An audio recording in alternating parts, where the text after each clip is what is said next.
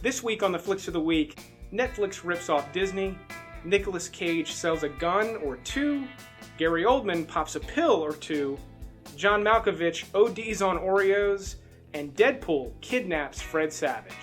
If you're new here, the Flicks of the Week is where I give you my top picks from all the major streaming and movie services, as well as a little bit of movie news and some insights into the latest trailers you want to look out for. So starting this list off with Hulu recommendations, Welcome to the Punch is actually a really cool little cop action movie starring James McAvoy. It did not get great reviews. There are some, in my opinion, some storytelling fuzzy areas that kind of cause this one to be a little looser than it should be. However, there's some cool shootouts. The cinematography is great. This movie almost looks like Heat. It's got some great performances in it. It's got all the elements you need in a good movie. It's just missing a couple of punches. But that said, if you're a fan of the genre, you'll probably dig this one. A classic a lot of people have seen only because it ran on TV forever is Rounder, starring Matt Damon and Edward Norton and John Malkovich, who, like I said, just goes apeshit on Oreos in this movie for some reason, but it's about poker players. It's a really cool story. It came out, I believe, after Good Will Hunting, so it was as Matt Damon's kind of star power was rising, but it is good. It is not dopey. It feels very real. It's kind of like the Color of Money or The Hustler, but with poker, and it is as good as those movies, in my opinion, maybe even a little bit better, just in the sense that it's a little bit more fun. It's a little bit more accessible for wide audience. It's got a little bit better of a fan base. If you never saw this one, you're the slightest bit interested in this type of a story, definitely check it out. It's well worth watching, especially around the holidays. You can watch this one with almost anybody except for really young kids. On HBO, they just added Tomb Raider, the new one with Alicia Vikander.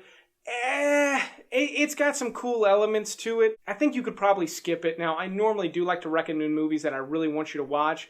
This is, worth mentioning because it is a big summer movie that HBO has just added. It looks good.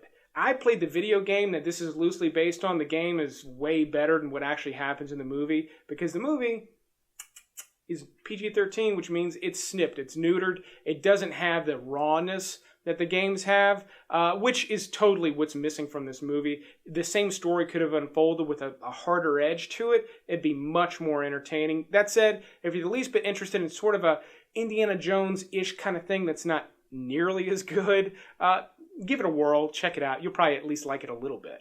For some much better recommendations on STARZ, 28 Weeks Later just got added, which I think is a suitable sequel to 28 Days Later. Now, in my opinion, it's not as good of a movie, but it makes up for quality in action. And the quality is fine with the movie. It's just not quite as raw and great as 28 Days Later. But again, it makes up for what it's lacking there with action. There's a lot going on in this one to keep you entertained and some good performances. I mean, Jeremy Renner's in it. I like this one a lot. I've watched it several times. It's a really great zombie flick. If you passed on it because you're just not into sequels, like I said, very, very worthy sequel to the original. In a similar vein, there is a horror movie that is Spanish language called The Orphanage. If you're a fan of Guillermo del Toro horror movies, this is a great one to watch. I believe he even endorsed this one. I really, really like this one. It's very moody, sort of a haunted house type of a thing. If you're into that, or consider yourself a horror fan at all, this one is an absolute must-watch. It really, really is that good. And even though there is subtitles, if you're somehow allergic to subtitles, there's not a lot of dialogue in this one from what I remember. It is a lot of spookiness, a lot of quiet scenes, a lot of people by themselves, so you're not going to have to read too much in order to understand what's going on. There is literally nothing new to rent this week worth renting, and nothing coming to the theaters this week worth going to the theater for. So I've got some additional movie recommendations, but before we get to those, some new trailers that just got released. One is called Once Upon a Deadpool. Now, this looks like a joke, but they're actually re-releasing Deadpool, sort of, in theaters with a PG-13 version. Now, if that sounds like you're about to break out in hives from just even hearing that, hold your horses. It actually looks kind of cool. The trailer has Deadpool reading a book to Fred Savage, who, among being, the kid in the Wonder Years, he's also the kid getting the story read to him in The Princess Bride. So they're kind of having fun with that. I think even the room looks like his room in The Princess Bride. And it's basically a joke. It is going to be a feature-length, from what I understand, Deadpool movie where he's telling the Deadpool 2 story to Fred Savage, but it's edited so that it's PG-13, and there's going to be a lot of jokes around it being edited. So it should be a fun watch. Now, people are going to be able to take younger kids to see it, so there should be some butts in the seats for that. But just fans of Deadpool should really enjoy going to see this one edited this way. Like, it looks like they're having fun with it, and it looks like an incredible, incredible marketing gimmick. Speaking of marketing gimmicks, Robert Rodriguez just released a trailer for his new film, which is actually a 20-minute VR film starring Michelle Rodriguez, Norman Reedus. It's an all-out action movie. It's called The Limit, and you can actually purchase it right now and experience it in VR. I do not have a VR set. I guess I need to get one if this is how we're going to start getting content. This could be maybe not the future of cinema, but certainly an element of cinema that we're going to see more and more of in the future. And Robert Rodriguez sort of breaking into it is he's a cool one to do it. The trailer looks cool. It kind of looks like Hardcore Henry, except you are Hardcore Henry. Looks pretty cool. So if you have access to VR, check it out, buy it. Let me know in the comments what it was like. The Professional just got added to Showtime. I love this movie. It's a classic. It's been on the IMDb Top 100 forever. It starts off great. It's a great story throughout. Gary Oldman's an incredible villain.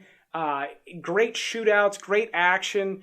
Natalie Portman, is great in her role at that very young age. If you never saw this one, like I said, it is an IMDb Top 100, which means it's one of those movies that you need to see before you die. If you have access to Showtime, now's the perfect time to watch it. If you like this type of content, definitely click that subscribe button and be sure to click the little bell icon so you get notified when I put new content out. On Amazon Prime, Michael Clayton recently got added. I have never been a huge fan of George Clooney, although I do like a lot of the movies he's in. I could really give two shits about him, but this is a really, really great movie. It's like corporate politics, which sounds super dry and boring, but it's not. It's actually really thrilling. It's a taut sort of suspense movie. Tilda Swinton gives an incredible performance. Just everybody in it. This one got a lot of recognition. And then this director has not gone on to do much else. I'm actually kind of disappointed with that because I expected to see a lot more from him. But that said, this is a really just great, well-rounded movie. If you never saw it, again, I think it's a good movie to watch during the holidays because you can watch it with a fairly broad audience. There's some mention of like prostitution, and I think someone mentions a blowjob once. That's about as rough as this movie gets. There's some coarse language, basically. But again, around the holidays, you could watch it with fellow adults. Another one with some coarse language in it is Lord of War with Nicolas Cage. Now, I talk about Nicolas Cage a fair amount on this channel. I really, really like Lord of War. Now, Goodfellas is my favorite movie of all time. If you're a fan of the channel, you know that. But Lord of War is kind of like the Goodfellas of arms dealing. Like, it's got a similar structure to the way the story is told. It's really well put together. It's got very, very interesting characters. Jared Leto is in it. Really great performance from Nicolas Cage and Ethan Hawke. And just a really cool look into the world of arms dealing. If you liked War Dogs with Jonah Hill from a couple of years ago, this is, in my opinion, a much better story about arms dealing, and it's cool. It's got like a cool kind of crazy fun vibe to it. It's one of the last really good Nicolas Cage movies before he went on that long stint of weird garbage. Hopefully he's made a comeback with Mandy. I'll be talking more and more about that movie as I start to cover the best movies of the year. So on Netflix this week, I've actually got a couple of Netflix original recommendations. One is The Night Comes For Us. Now, this is not one to watch with almost anybody. This is not one to watch with family. It is a brutal, brutal action martial arts movie. If you liked The Raid, which I've recommended recently, or The Raid 2, this one is very, very similar. Not as good in my opinion, But as far as Netflix originals go, it's damn good, really good action, and really just non-stop action. I mean, there was one action sequence with action happening in multiple locations that I think went on for over 30 minutes. Like it, with little small interludes, it almost didn't stop. Really, really wild stuff. Brutal, bloody, gross at times. So pick who you watch this one with at your own peril. But I really, really enjoyed it.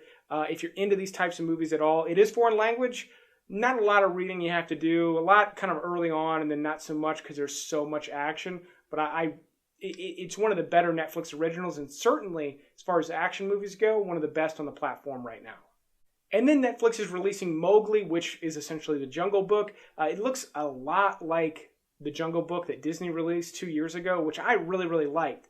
I'd be surprised if this is as good, but should still be worth watching. If it looks like it's worth watching, I will review it. I will put a review up on the channel. But those are my flicks of the week.